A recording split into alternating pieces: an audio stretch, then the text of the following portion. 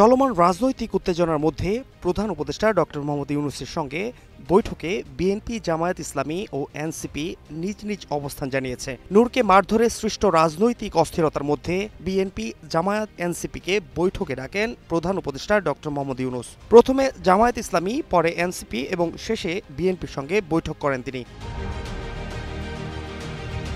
৮ September রবিবার ৩ রাজনৈতিক দলের সঙ্গে পৃথক বৈঠকে জুলাই সনদ, সংসদ নির্বাচন, নুরুল হক নূরের উপর হামলা, জাতীয় পার্টি নিষিদ্ধ করা সহ বিভিন্ন বিষয় নিয়ে আলোচনা করেন ড. মোহাম্মদ ইউনূস। জামায়াত ও এনসিপি জাতীয় পার্টিকে নিষিদ্ধের দাবিতে একমত থাকলেও বিএনপি বলেছে তারা কোনো দলকে নিষিদ্ধের পক্ষে নয়। বৈঠকে প্রধান উপদেষ্টা ৩ দলকেই বলেছেন নির্বাচন পূর্ব ঘোষিত সময় অনুযায়ী ফেব্রুয়ারির প্রথমার্ধে হবে। কেউ যদি নির্বাচনের কোনো বিকল্প নিয়ে ভাবে সেটা হবে এই জাতির জন্য গভীর বিপজ্জনক।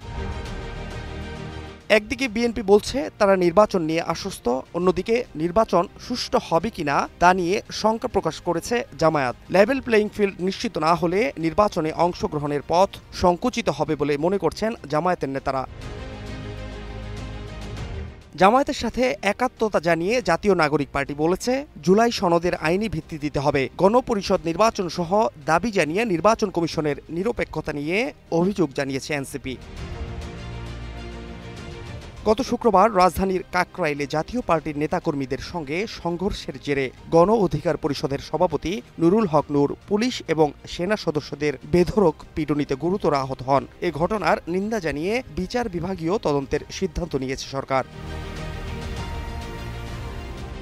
Fahad Shahriar, news desk, global television.